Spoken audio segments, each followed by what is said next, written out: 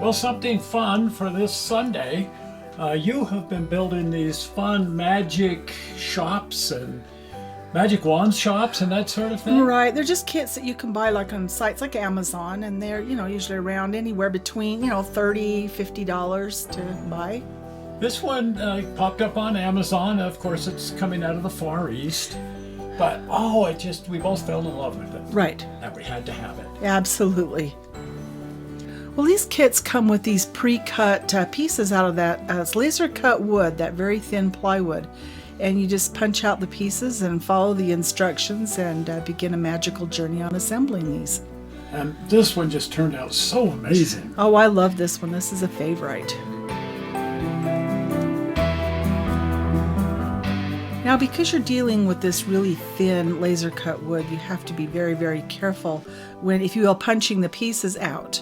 I've actually used an X-Acto knife to separate the little items off from the tree, because if you don't and just push on them, it may splinter the wood.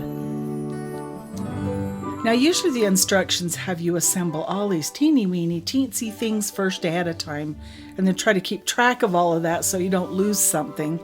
But all this has to be assembled first before you start on the actual building, and then you'll find out why. So there's also a page with all of these little graphics you have to painstakingly cut out and then affix it to the appropriate little wood piece. And same thing with your little stools. There's wires that have to be twisted and attached and things glued together. So I use the CA glue? But anyway, crazy glue to hold these together so that they stay put and dry faster.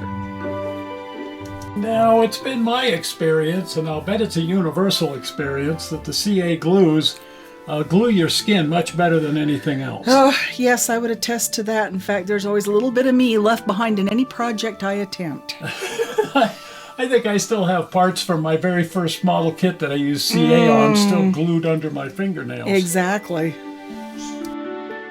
Now, these little suitcases are nothing more than a piece of paper that's got the graphic printed on it, but then you have to cut those out and fold it like a little teeny weeny box to shape it like a suitcase and put on the little straps and buckles and whatnot. They sure look good. They do. I'm thinking of building up a whole bunch of suitcases for the train platform. I think they'd be pretty easy to make if you can find something online to print off. And the little book stand or lectern is also made out of the same wood. It had a graphic already printed on it, but you just have to fold the pages back and forth to create these little books, which can be a hassle at times. It's pretty small. You can tell by the texture just how tiny this is. Oh, they're very small, like fingernail size small. And of course there was an array of different clocks, and being a clock person myself, I had to create the glass that goes on the front of the clock, and I did this by applying a little bloop of the CA glue, again, the thicker one, and then just leaving it sit really still, don't touch it, overnight till it dries, and if it does it right, it will leave like a little bubble of like a crystal that will make it look like there's a glass over the clock. After you showed me this technique, I tried using it on railroad lanterns. Right, it works really well, but the key is to make sure you don't touch it till it dries. Well, it even came with a dartboard and little toothpick stick things that came with to attach to the dartboard. But I have to admit, I messed up cutting out the little colored feather parts, and I had to improvise. You're cutting something out smaller than just at the end of your fingernail. It's just tiny. Oh, just very tiny. The pictures don't do justice how tiny it is. Right. Then there was the spiral staircase, and this thing just gave me fits because the paper railing is literally paper railing. It had to be punched out also, and I was just having a hard time to make it stay put and not fall off. It looks great, though. Oh, it does, finally. And each step had to be glued on there, too. I love making my own touches to these models because sometimes they're not as complete as what I want. So this had to be a bubble bath. It came with the little bathtub and of course the little coffee cup and book. But I wanted to add bubbles, so I already have some beads that are iridescent. And the same with the shower head. I just added some little threads and a little bead of CA glue at the end of the thread. And the coffee cup, I wasn't quite happy with that until I had a little spoon beside it. And all I used there was some jewelry wire and just crimped the end of it to make it look like a spoon. Here again, the picture doesn't do justice. It's so very, very tiny. We're talking like a necklace. The bead next to it is from a jewelry bead. And then we have these little liquor bottles that came with it, and they did come with the foil to put on the end of the bottle to make it look like it's sealed. And I find that it's really hard to put that on there and get it to stay and look decent, so I just have some gold-colored pens that I paint them with. Yeah, we did that whole thing on how you make your own bottles. Exactly, that's similar. That's where I got the idea, actually. And then, of course, it's not wizardry or Harry Potter or anything like that without having a wand. And so that wand is just a piece of jewelry wire wrapped with a smaller wire and a bead and another jewelry bead accessory. And we used to have these things called newspapers. Right. They've almost fallen by the wayside. But what has fallen by the wayside were these newspaper racks at the libraries. Oh, I miss that. And they would drape the newspapers over these sticks. And you could actually pick the whole stick up and read the newspaper. Right. No, this hasn't the aftermath of an earthquake or hurricane. This is all the little parts and pieces once I've got the little internal parts and pieces assembled, and I just had to put them on a tray and not lose anything. That's a lot of stuff. Oh man, it took me 2 weeks just to go that far.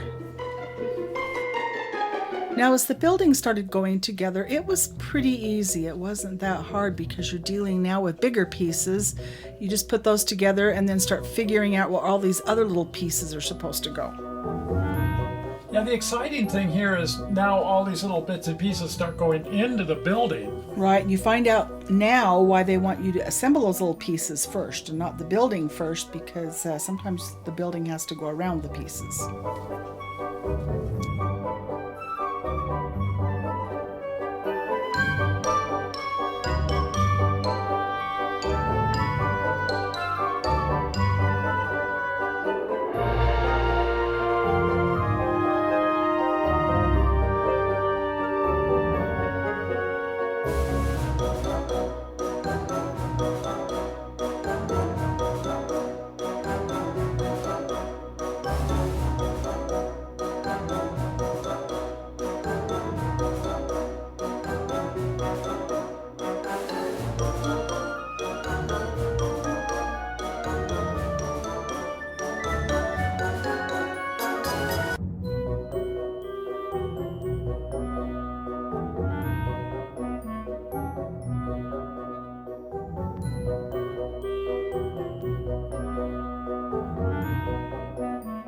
I find it always interesting with these models, someone else's concept of an apartment, but here we have a shop downstairs and living quarters upstairs and more or less just a place to sleep and take a bath.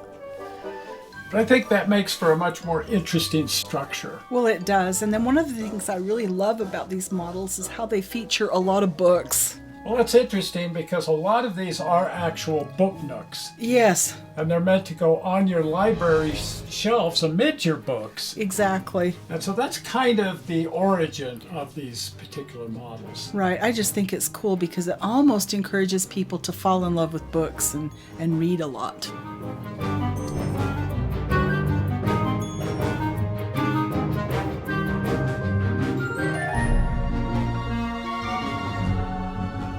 And so many of these type of models come with this astrology globe, which I find fascinating. It's fun to put together and kind of mysterious.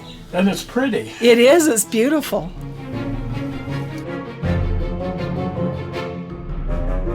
And it's always fun to take pictures of these things that you're working on. My favorite is the peekaboo shot, where it looks like you're inside the building. I always take hundreds of pictures as I'm working. In part because we're doing the show and I need lots of pictures, but in larger part I can see my mistakes. Oh yeah, I'm seeing a few I've made here myself, but when you're dealing with something that teeny, hey. It's a great way to get right in there and see what's going on. Oh yes. And for me, the most magical moment comes when the lights come on. Oh, yes, and those lights had to be installed as the building was being built, but I'm always so nervous until everything's connected and it all works. And it looks like this one had a lot of lights. Oh, it did. There's quite a few. The ones that gave me the most fits were the sconces on the outside because it was a little tiny paper that had to fold around that light. And of course I had to put little pinholes in it to make sure the light got through.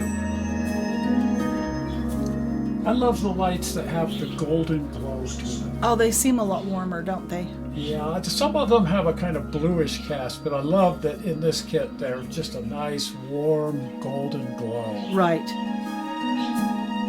Yeah, at this point I like to just sort of kick back and take in the warm glow and enjoy the lights. Right. It's almost like being inside there to look in.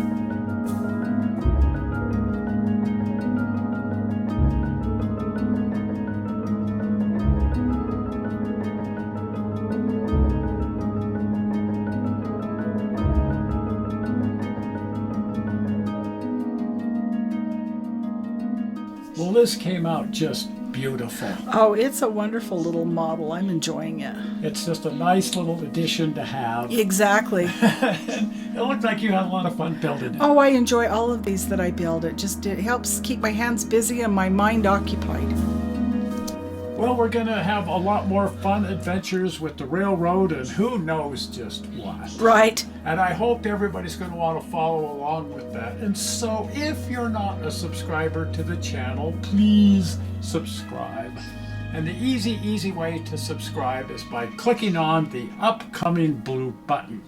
Zoink! Right there, the blue button. Well, we're not sure how you found this video on the internet. We hope you didn't find it boring, and we will see you here on Tuesday. Right. See you then. We'll see ya. Bye-bye. Bye-bye.